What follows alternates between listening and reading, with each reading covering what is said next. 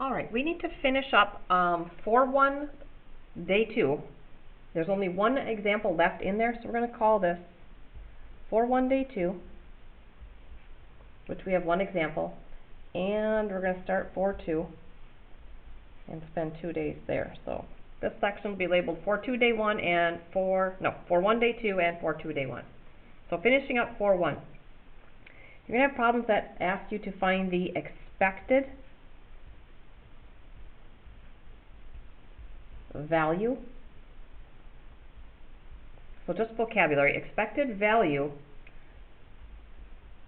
of a probability distribution. All that is it's the mean of the distribution. So when they say expected value, it just means mean. Why do we need two words for the same thing? I don't know. So the expected value of a probability distribution is the mean of the distribution.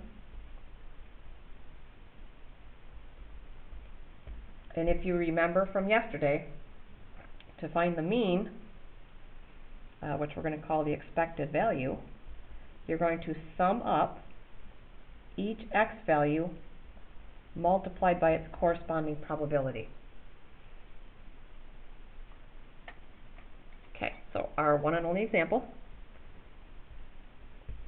Let's say there's a raffle that's going to sell 1,500 tickets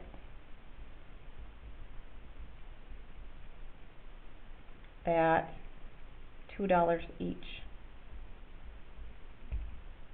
Can you find the expected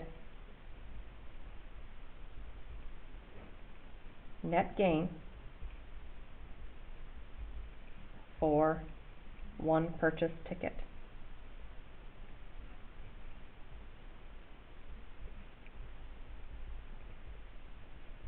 Okay, so expected value is the mean, and so what we are looking at is the net gain. So, and here's the raffle. There is going to be one $500 winner, two $250 winners, one $100 winner. There are going to be five $50 winners. So what we need to make a table of is the net gain. So X is going to represent net gain.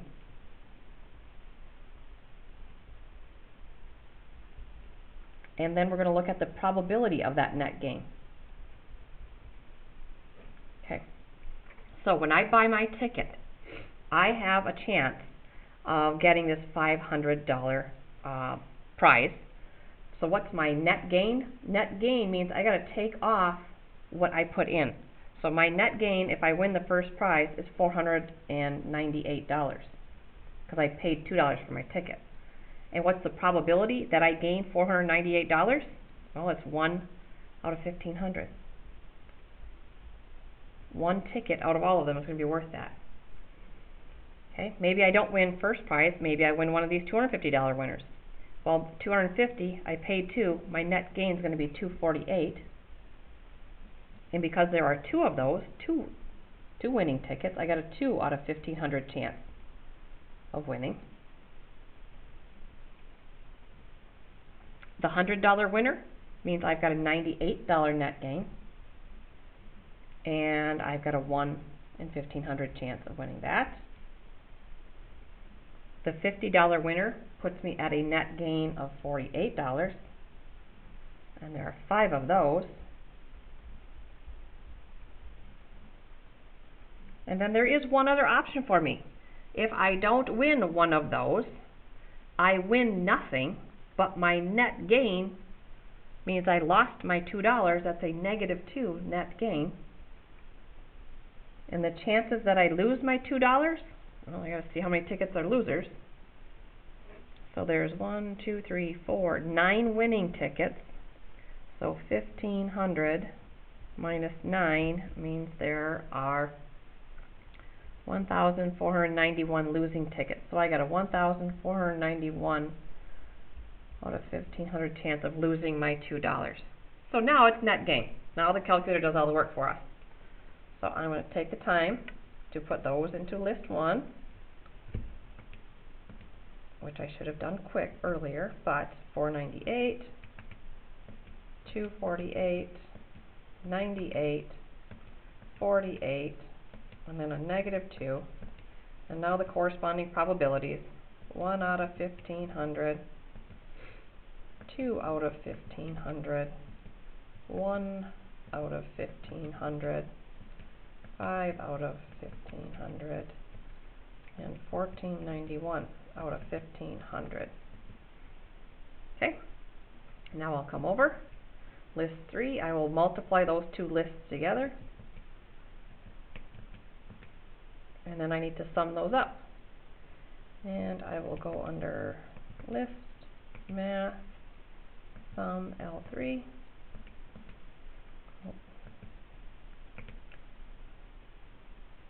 L3.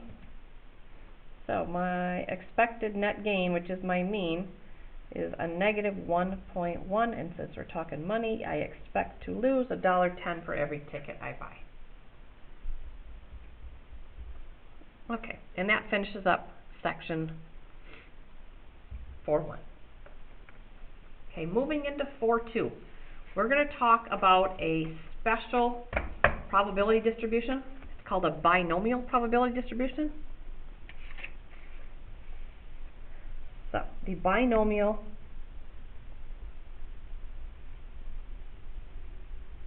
probability distribution or experiment.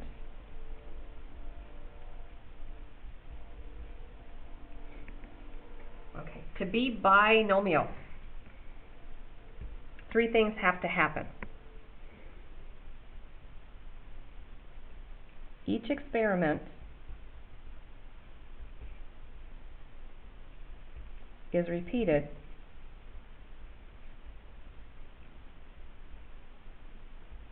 for a fixed number of trials. So you know exactly how many trials you're doing. Number 2 thing that has to happen, on each trial there can only be 2 outcomes. That's the bi in binomial meaning 2. So each time there are only 2 outcomes.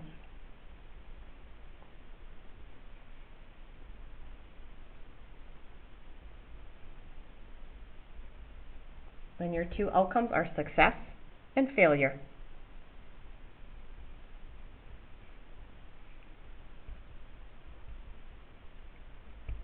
And then the 3rd thing that has to happen is that the probability of success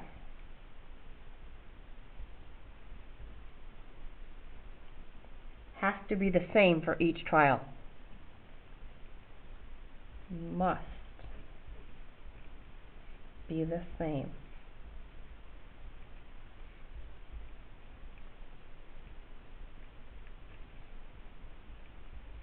So if any one of these things isn't happening, the situation is not considered binomial. So when we go through, there's going to be a formula we're going to be using. N is going to represent the number of trials you're doing. P is going to represent the probability of success. Oops. On each trial. Remember, it's got to be the same for each trial. Q is going to be the probability of failure on each trial. Ditto means to look at the word above there. And then X is going to be the number of successes you are looking for.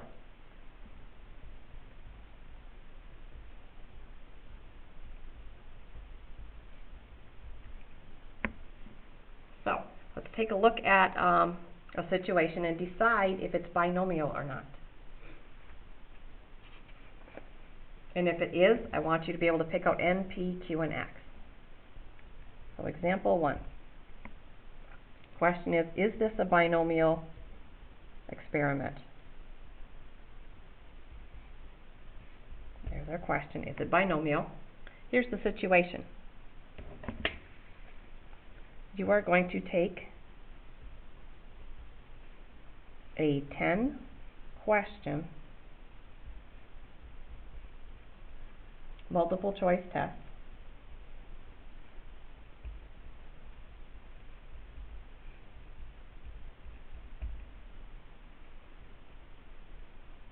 Each question has A through E for options, and you're going to be looking for how many you get correct.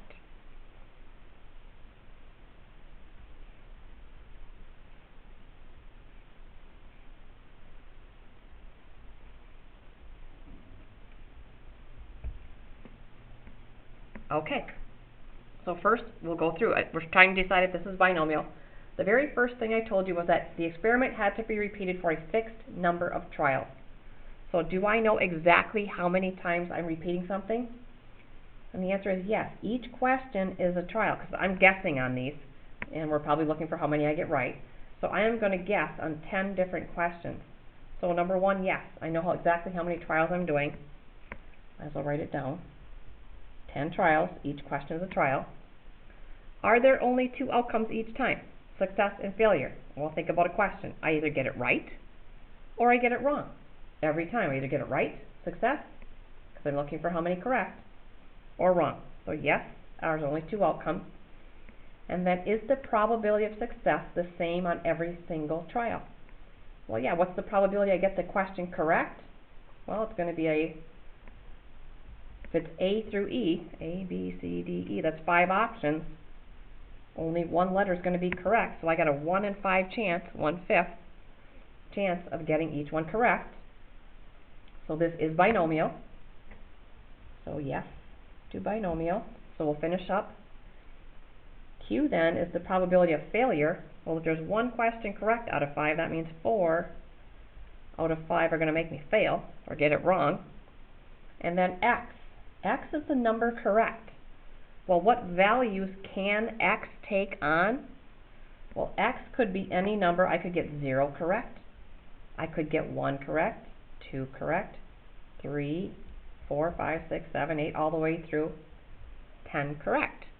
Can't get 11 correct. I can't get a negative number correct, but any value between 0 and 10 is what X could take on. And we're going to be looking at probabilities. Well, if I guess on all 10, what's the probability I get 2 correct? Or what's the probability I get at least 5 correct? Questions like that are coming to you in the future here. So what's going to help us figure out those probabilities is the binomial probability formula. So the binomial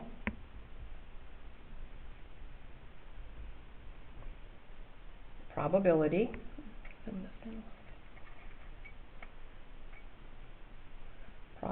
formula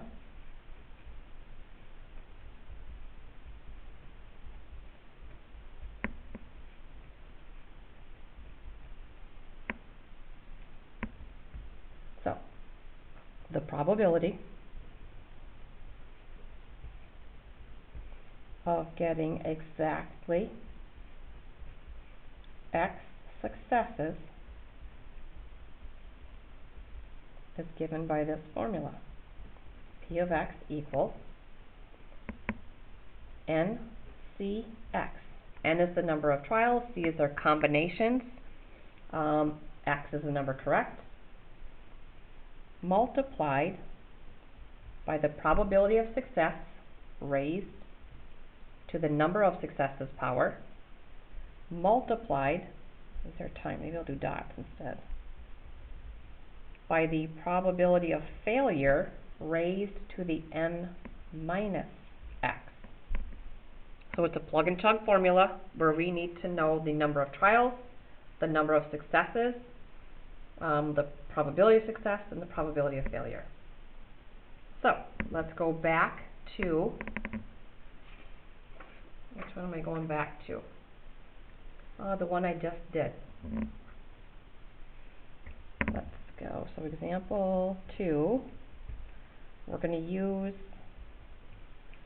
example 1 that had the 10 question multiple choice test.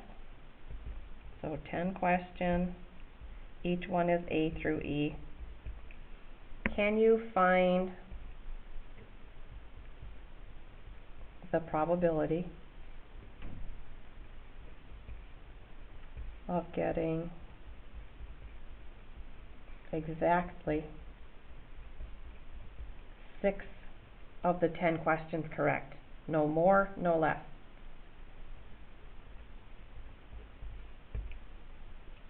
So my number of successes I'm looking for is 6. So I'm looking for the probability of 6 successes. Okay, using my formula, I need the number of trials. I'm doing 10 trials. C, X is my 6, multiplied the probability of success. So each question, there was A through E. I've got a 1/5 chance. So I can use 1/5, I can use 0.2, whatever you want. I've got to raise that to the X, which is 6, multiply by the probability of failure, raised to the n minus x, so that's 10 minus 6, or 4. And then it's plug and chug through the calculator. And I'll just show you one real quick. So, got 10 NCR 6 times 1/5 in parentheses raised to the 6 times parentheses 4 divided by 5 raised to the 4th. 0.0055. So less than a 0.5% chance that I get 6 correct. Exactly 6 correct. Okay, let's try another one.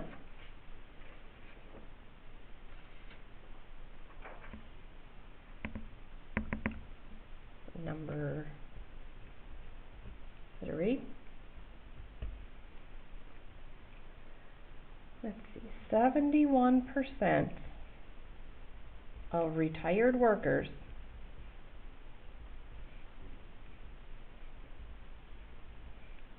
rely on their Social Security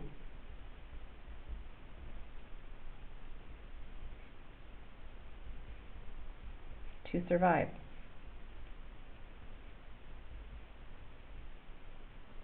I'm going to randomly ask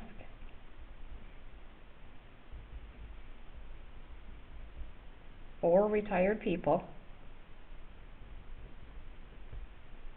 do you rely on your Social Security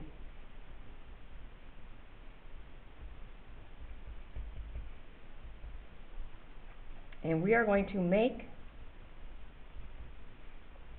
a probability distribution for those that say yes.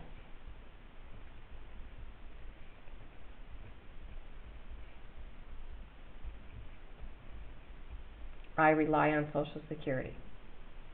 So let's make sure this is binomial, and we'll pick out all of our values, the n, p, q, and x. And remember, a probability distribution just shows all possible number of successes. So it's a whole table we'll be making. So first, am I repeating this for a fixed number of trials? And if you read through here, right here, I'm going to ask 4 people. They can either tell me, yes, I rely on Social Security, or no, I don't. I've got investments that I don't need Social Security. So it's success and failure. They either do rely on it or they don't. And then the probability of success, I got a 71% chance every single time I talk to someone. So it does fit the binomial formula or criteria. So n is 4. Probability of success is 0.71, 71%, which means our Q value, P and Q, remember, have to add up to 100%, success and failure, so it's 1 minus 0.71, which is 0.29. And then X, the number of successes. In other words, how many people could say, yes, I rely on Social Security? Anywhere from 0 people could say they rely on Social Security, or 1, or 2, or 3, or all 4. I'm only asking 4, so I can't have anything higher than 4. So our table we're going to make, our probability distribution, is the whole table, has X values that go from 0 to 1, 2, 3, and 4. So our formula, the P of X,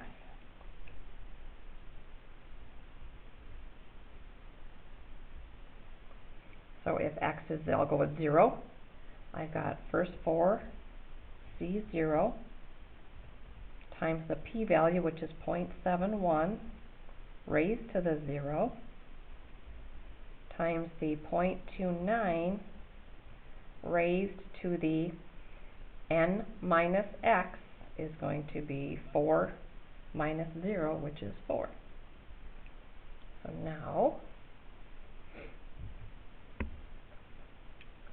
I will start that. I'm going to show you a slight shortcut. So we got 4 NCR 0 times 0.71 raised to the 0 times 0.29 raised to the 4th.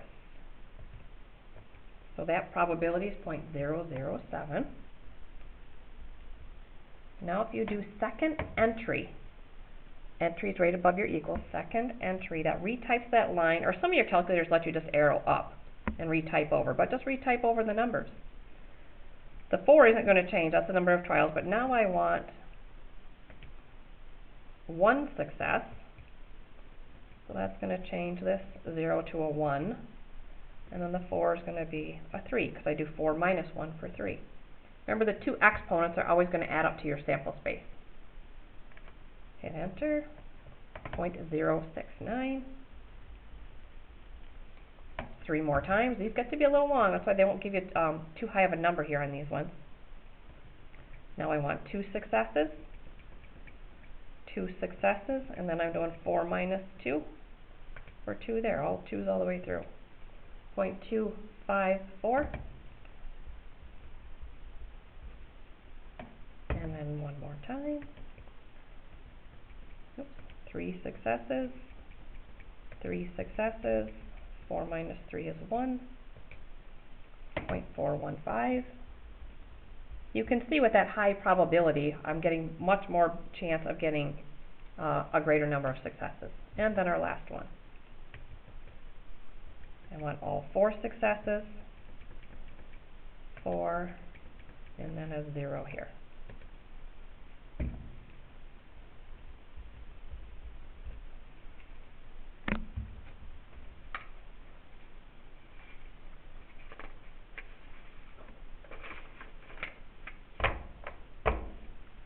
And then the last thing we're doing in this section is finding the mean, the variance, and standard deviation for a binomial distribution.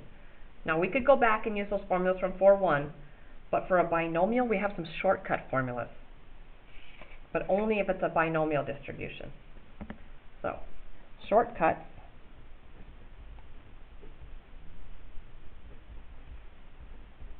For mean, variance, and standard deviation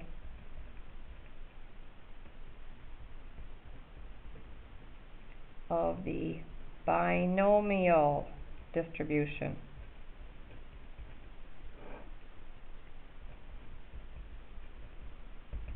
Okay, the shortcut for finding the mean is just to, remember the symbol, multiply the number of trials times the probability of success. Shortcut for variance is n times p times q. And then again, standard deviation, that same relationship exists where it's just the square root of the variance.